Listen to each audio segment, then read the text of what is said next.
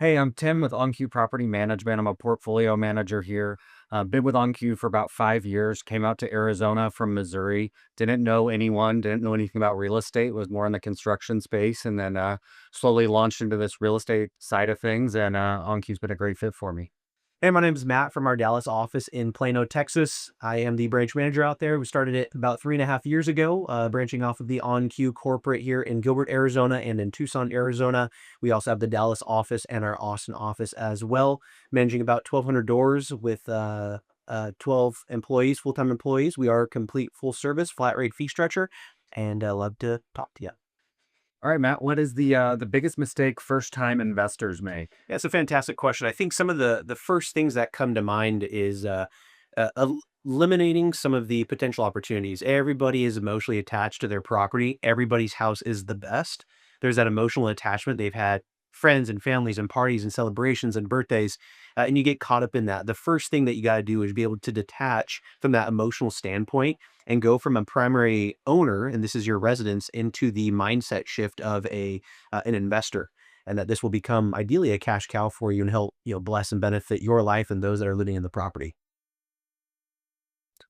Awesome. What is the most expensive mistake you see owners making? Some of the most expensive mistakes is thinking that if I don't fix and repair some of those minor issues up front now, that I'm actually going to save that money and it's going to just be okay. What we do know is that if it's a problem now, it's probably only going to get bigger, and it'll become a bigger issue. So when you see the maintenance issues, that's your biggest expense as the years go on with the normal wear and tear. The weather in Texas is crazy and unpredictable. If it's an issue now, it's probably not going to solve itself. It'll just be a bigger issue later. What's one thing every owner should stop doing today? It's a, that's a good question. One thing that every owner should stop doing today is, I think, being a little bit more open-minded. I'm not a pet person myself, that's okay, but as soon as you say no to pets, you're gonna eliminate at least half the market. Being realistic with what the market's doing, understand what the market's doing, listen to the property managers. We're not here to shake you down and try to get you the lowest amount of rent humanly possible. We wanna place you a high quality, high caliber individual in the property as quickly as humanly possible. That way, you can start receiving those benefits and start getting paid on your investment property while also blessing the lives of the tenants inside the home. And the best way to do that is to expand your mind, expand the horizon, talk about appliances, pets, landscaping, pest control, pool service, additional amenities, your HOA features, community features, upgrades. All of these things are impactful and will have a massive adjustment on the rent coming in and the quality of applicant going for your property. All right, Matt, leasing question for you. What's more important, income or credit score? Income or credit score? No, I'll share a personal experience that I had. An individual had zero credit, but the income was astronomical. And when we talked to this individual, he explained that he just doesn't use a credit card. Everything is cash. And from that moment, I don't experience that in my own life, but from that moment, I understood, hey, credit is not a number that just explains what type of human being this is. It doesn't better your cleanliness. It doesn't better your characteristics or your morals, your ethics, your mindset. So if I was in that position for my rental property, I think I would be more weighed on the income aspect, knowing that they've got steady income and they can actually afford the rent to pay it on time. Just because you may have low credit or no credit, but you have a high paying job, I would much rather see that income and that steady flow than just the old school mentality, in my opinion, that low credit means bad person, because I just don't think that's the case. How long should a vacancy really last in this market?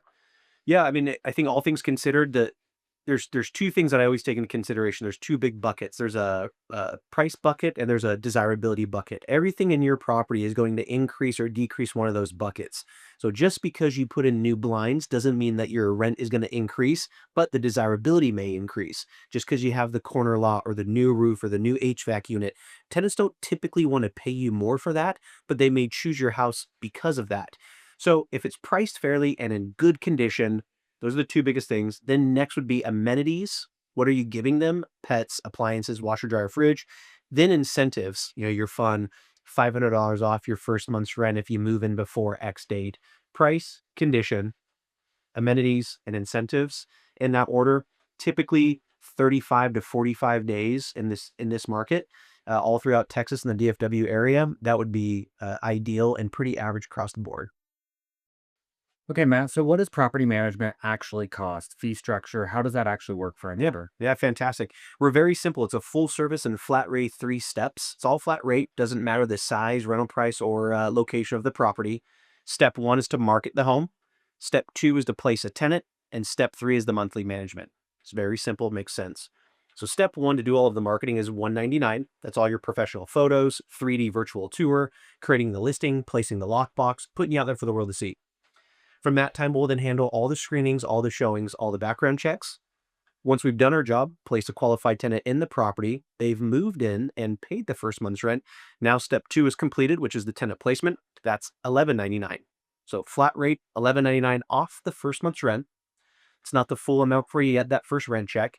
And that's all the legality, prep work, and the heavy lifting. Writing the lease, executing the lease, transferring the keys, transferring utilities, move-in inspection, collecting the security deposit, the move-out inspection as well. And then from there, it rolls right into our full service, ongoing day-to-day operations. And that monthly management fee is a flat rate, 89 bucks a month. And that's everything else. Tenants don't know you. They don't meet you. They don't call you. They don't have your phone number. We'll handle everything from beginning to end for 89 bucks. Matt, companies outside of OnQ, what's a normal property management fee that you would see? Yeah, we came into the Dallas market, as a disruptor coming in with that flat rate fee structure. What we were seeing beforehand is a lot of percentage based, the classic, hey, we'll market at no cost, but we will take that entire first month's rent for that tenant placement. And then typically 8 to 10%. We've seen a few at 12% on a monthly basis. And that may have worked fantastically many years ago. But as we've seen the Dallas market just skyrocket, the rents are increasing significantly year over year, where that 10% on a normal rental now is you're paying, 300, 400 bucks a month for management fees, even though nothing's changed except that the market has increased, which is a nice benefit for the investors. But as the markets increase on that percentage base, now your fee structure increases as well. So we've come in with that $89 flat rate fee. Year over year, it's going to be the same, been the same since day one. All right. I got a little crazy Okay. question here. Uh, Matt, with your flat rate fee structure, doesn't it make sense for you to not rent my house for as much money? Does not make sense because we also have a $0 cancellation policy at any time. So we strive on customer service and fairness and transparency, just good business ethics and morals. If you're unsatisfied at any time, or if you want to move into your house, sell your house, whatever the case may be, we want to place you the most qualified applicant. We care about, you know, changing your life, changing the tenant's life, blessing those around you. We want it to be a win-win-win. We want it to be a win for you. We want it to be honestly a win for us and your neighborhood as well. And so that flat rate fee structure brings in high quality applications, high quality customers and owners and investors, great areas, safe cities. It's going to be a win for everybody around. All right, Matt, if you're looking to purchase a rental property, do you recommend new build or an established home? That is a great question. I think if it were me personally, I would shoot for the new build only because you're going to get that new build warranty right out of the gate. Maintenance, isn't going to be an issue at least for a handful of years. If it is, you have that new build warranty. That's where all the money can easily be drained on the maintenance aspect. Just because it's cheaper doesn't mean it's a better investment. Just because it is in a well-established area also doesn't mean it's a better investment. It all depends on the price, age, condition of the property itself. Think about your big ticket items: the roof, the HVAC system, and your water heater. And then, especially here in Texas with the soil, think about the plumbing as well. So I really take into consideration all aspects before buying a property. Again, just because it's cheap doesn't mean it's a good deal. Also, just because it's new doesn't mean it's a good deal. Really do your due diligence and look into it. But if I had to choose, I would choose a new build only for the sake of the longevity aspect. 5 years from now, 10 years from now, 15 years from now, it's still going to be in top tier shape.